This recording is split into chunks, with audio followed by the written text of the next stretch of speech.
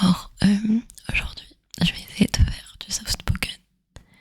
Après, je vous avoue que là, je viens d'essayer et d'écouter la vidéo et j'ai l'impression de parler plus qu'autre chose. Donc, je vais essayer de rendre ma voix un peu plus,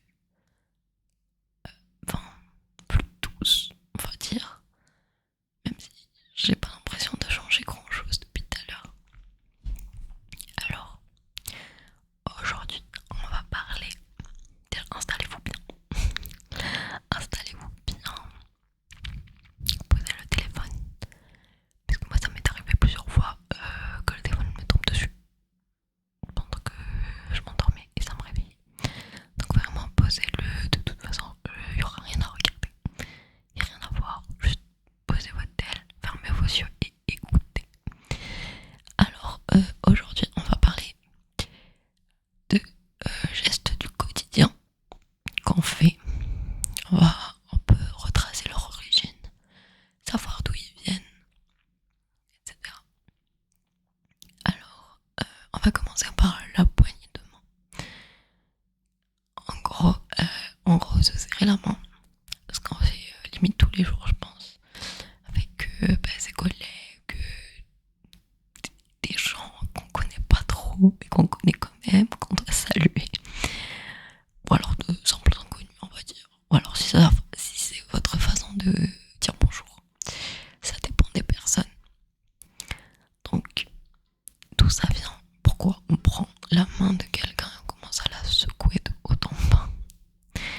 Alors, l'origine remonte à la Grèce antique, donc il y a plusieurs siècles. Attendez.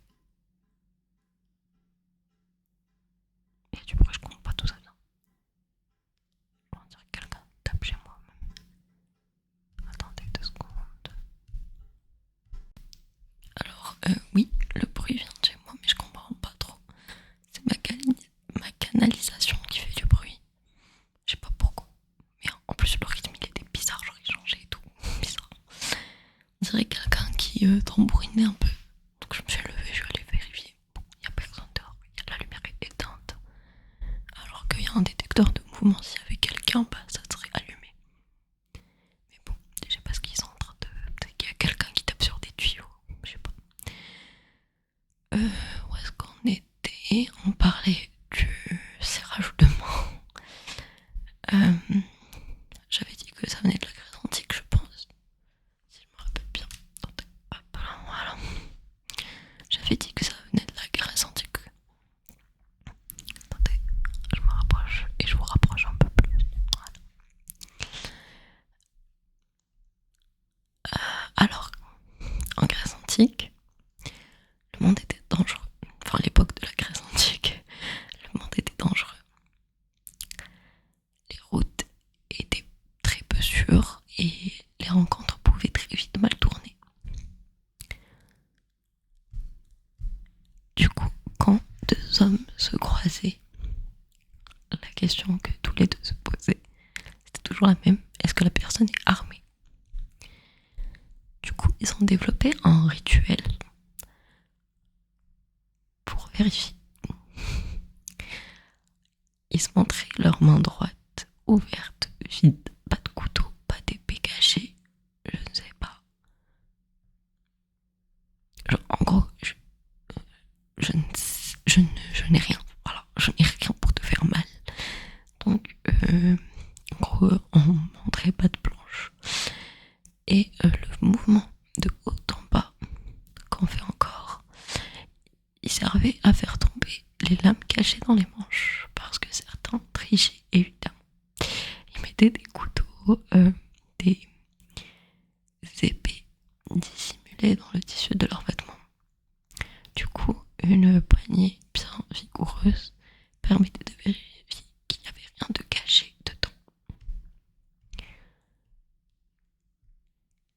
Et du coup, ce geste a traversé l'Antiquité, le Moyen-Âge et la Renaissance. Et il a été codifié dans les traités diplomatiques. Il est devenu universel. Et aujourd'hui, on le fait son origine remonte à plus de 2500 ans quand même. Ça veut dire que je suis venue en paix, voilà. Maintenant, deuxième petit geste qu'on fait, mais pour le coup on le fait chaque année. On fait une fois par an. C'est de souffler ses bougies d'anniversaire. En gros, il y a un petit rituel, c'est de fermer les yeux, faire un vœu et souffler. C'est un rituel universel, même la musique est universelle. Genre que ce soit les paroles ou le rythme, en vrai c'est que la langue qui change. Que ce soit genre, je sais pas, en Afrique, en Europe, en Asie ou aux États-Unis. Enfin, pas aux États-Unis, mais en Amérique. Dans tous les continents, bah, c'est la même. Du coup, d'où vient cette tradition? Eh ben, ça remonte à la Grèce antique encore. Les Grecs vénéraient Artémis, la déesse de la lune, de la chasse et de la nature sauvage. Pour lui rendre hommage, ils lui offraient un gâteau rond, comme la pleine lune, et sur ces gâteaux, ils posaient des bougies allumées pour imiter la lumière de la lune. Enfin, de la lune, voilà quoi, on se comprend. Et en gros, les bougies, c'était pas que pour faire joli. La fumée qui s'élevait quand on les soufflait, eh bien, était censée monter jusqu'aux dieux et porter les vœux, les intentions et les prières. Une sorte de message entre les hommes et le divin. Et le vœu qu'on fait avant de souffler, il doit rester secret. Parce que si tu le dis à haute voix, il ne se réalisera pas. Du coup, ce qu'on fait là chaque année, c'est une croyance très ancienne.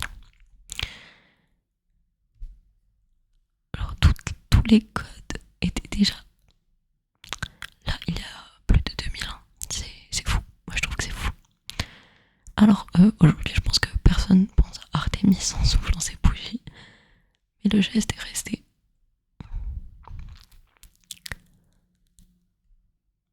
Après je sais pas si, parce que en gros je me rappelle plus du nom de l'humoriste. C'était un Perse si je me rappelle bien. En gros il faisait des spectacles qui sont disposés sur YouTube. Il faisait des spectacles où il parlait avec le public. Et une fois, à chaque fois limite, il demande un peu la religion des gens, en quoi ils croient. Et je me rappelle que dans un des épisodes, il y a quelqu'un qui lui a dit qu'il croyait encore au dieu grec, si je me souviens bien. Et ça m'avait un peu choqué de croire qu'il y a des gens qui y croient encore, en vrai. Mais bon. Alors, troisième geste, c'est croiser les doigts. Alors, croiser les doigts pour se souhaiter un peu bonne chance ou pour souhaiter bonne chance à quelqu'un. En gros, avant, je sais pas vous, mais je pense que tous, avant un examen, avant un résultat, avant d'ouvrir un mail, c'est important, où il y aura une réponse à quelque chose, eh bien, on croise les doigts. Ou alors on le dit. Par exemple, si je te dis je croise les doigts pour toi, ça veut dire que voilà, j'espère que tu auras de la chance, je suis de tout cœur avec toi, j'espère que tu auras de la chance et que ça va te porter chance un peu. Alors, pourquoi on croise les doigts? Eh ben, l'origine est chrétienne. Au Moyen-Âge, en Europe, la croix était le symbole de protection ultime. Et les premiers chrétiens avaient développé un rituel entre eux. Quand deux personnes voulaient sceller un vœu, ils rejoignaient leur index en forme de croix. Un doigt chacun posé l'un sur l'autre. Le croisement formait une croix, et cette croix était censée attirer la bienveillance divine sur leurs souhaits. C'était un pacte entre deux personnes sous la protection de Dieu. Avec le temps, ça a changé un peu. Le geste a évolué. On n'avait plus besoin d'une deuxième personne pour le faire. On pouvait croiser ses propres doigts.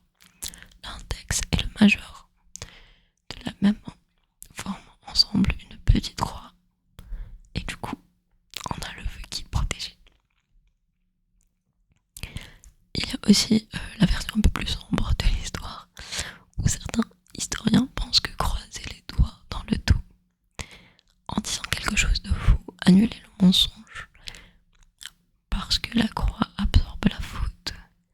C'est de là que viendrait l'expression croiser les doigts dans le dos.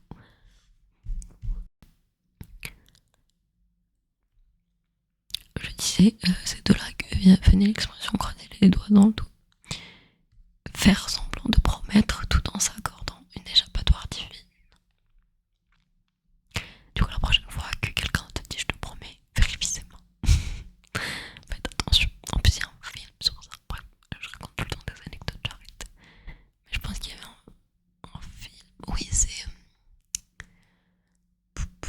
l'acteur là qui a fait The Grinch. C'était dans le film. Je me rappelle plus du nom du film alors que c'est un truc, c'est un classique. Vous voyez le film où la personne est enfermée dans un monde qui n'est pas réel.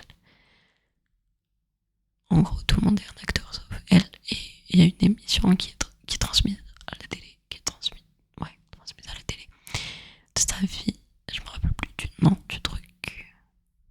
Mais bref, il a commencé à avoir des doutes, et du coup, en regardant les photos dans l'album, il a vu que sa femme, pendant le mariage, elle avait les doigts croisés, et du coup, il a commencé à être suspicieux.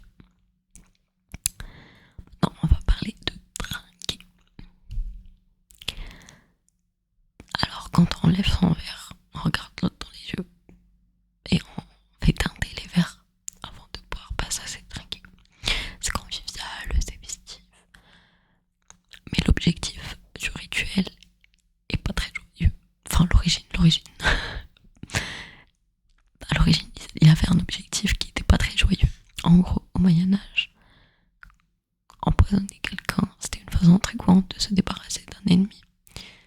Pendant les banquets royaux, les dîners diplomatiques, enfin, vous voyez. Alors, dans ces lieux de pouvoir, le danger était plus fort. Le poison est une arme discrète, pratique, difficile à prouver. Alors comment se protéger ? Eh bien, les convives avaient développé une pratique avant de boire, on versait un peu de son verre de vin dans le verre de son voisin et lui faisait pareil.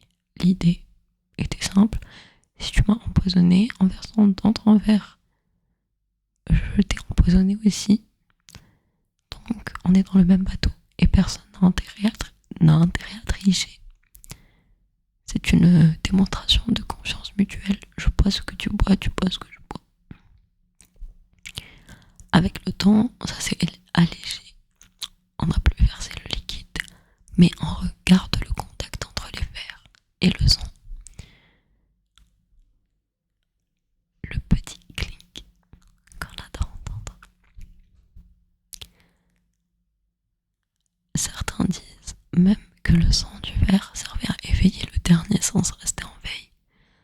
La vue, le toucher, l'odorat, le goût étaient déjà sollicités par le vin. Le sang complétait l'expérience. Et le regard dans les yeux, en Hongrie, il a encore de mauvais augure de trinquer sans regarder l'autre. Ça portait malheur pour 7 ans. Parce que regarder quelqu'un dans les yeux en trinquant, c'était prouver qu'on n'avait rien à cacher et que notre intention était pure. Alors, cinquième geste, c'est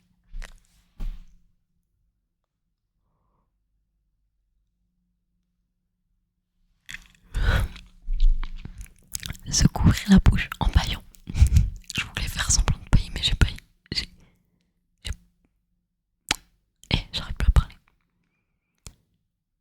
Bref, j'ai vraiment baillé. Voilà, j'ai vraiment baillé. Alors, bailler, ça donne envie de bailler. Voilà.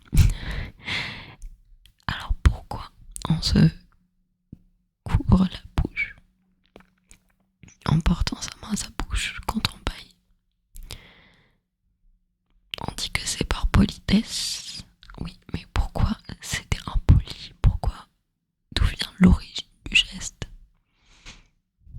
Alors pour ça, il faut remonter à plusieurs civilisations anciennes.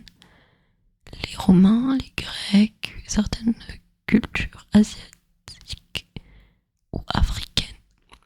Tous partageaient une même croyance. Le bâillement était un moment de vulnérabilité. La bouche grande ouverte, le corps dans un état de transition entre l'éveil et quelque chose d'autre. Et dans cet instant, l'homme pouvait s'échapper, fuir par cette ouverture béante, ou pire, un esprit malveillant pouvait en profiter pour entrer. La main sur la bouche, c'était une protection, un bouclier. Enfermer l'entrée, en garder la main intérieure, en empêcher le mauvais de rentrer. Certaines cultures allaient encore plus loin. Il fallait claquer des doigts en même temps pour chasser l'esprit qui aurait pu rôder autour de l'ouverture. Aujourd'hui, évidemment, personne ne pense à son âme en bâillant. On court juste par politesse, par habitude. Mais cette habitude vient de millénaires de croyances.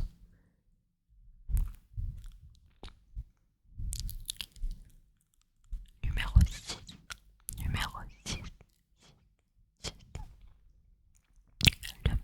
brisé.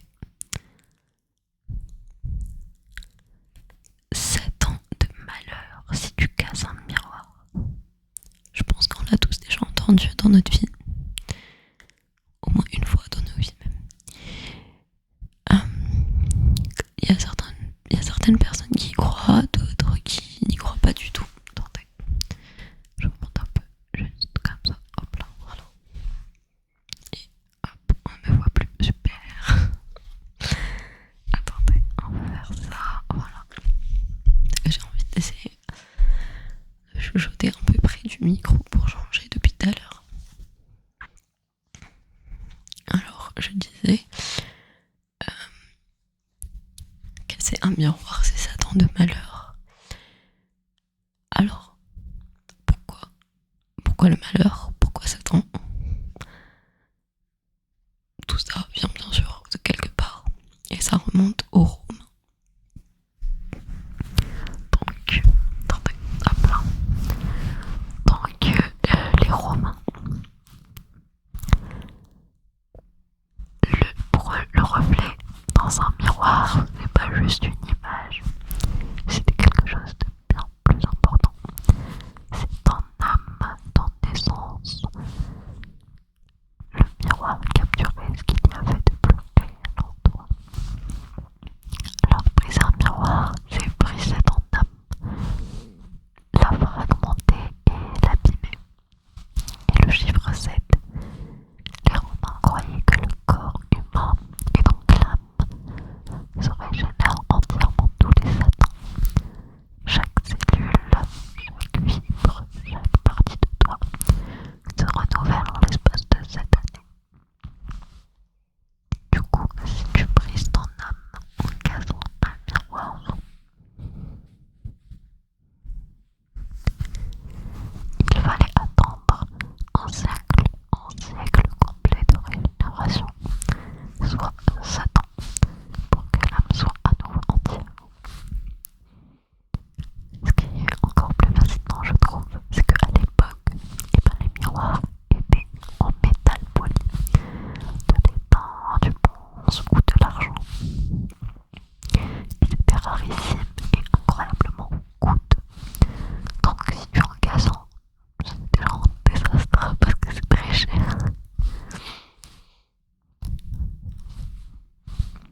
Et la superstition ajoute une couche de gravité supplémentaire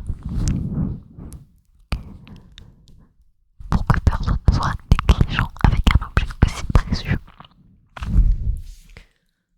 Aujourd'hui, les miroirs ne coûtent presque rien, mais la superstition a survécu, elle est intacte, transmise de génération en génération.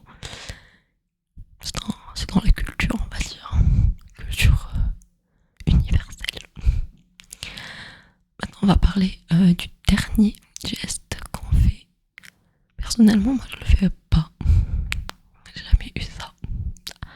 Après, je connais plein de gens qui l'ont on en a déjà parlé avec des potes. Du coup, dites-moi si vous l'avez fait. Je pense qu'il est plus rare que les autres. Du coup, c'est...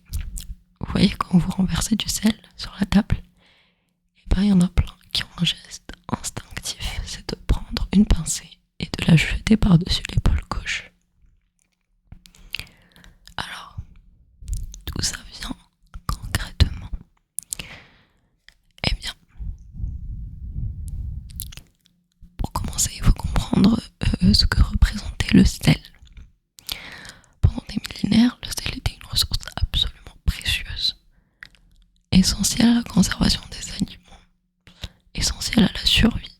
Dans la Rome antique, les soldats étaient parfois payés en sel, et c'est de là que vient le mot salaire.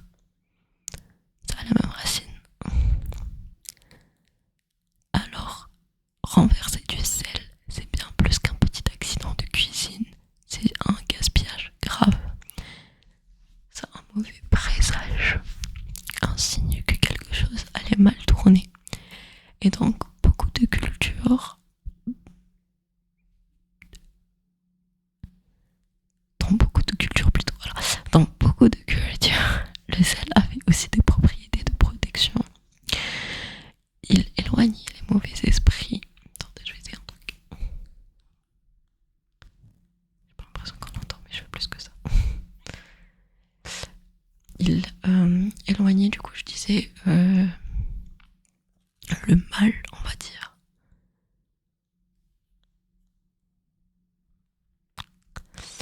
Enfin, les mauvais esprits, quoi. Il purifiait les espaces. Je pense que vous avez tous vu ça dans des films. Attendez. Ouais, on les entend, mais à peine, à peine.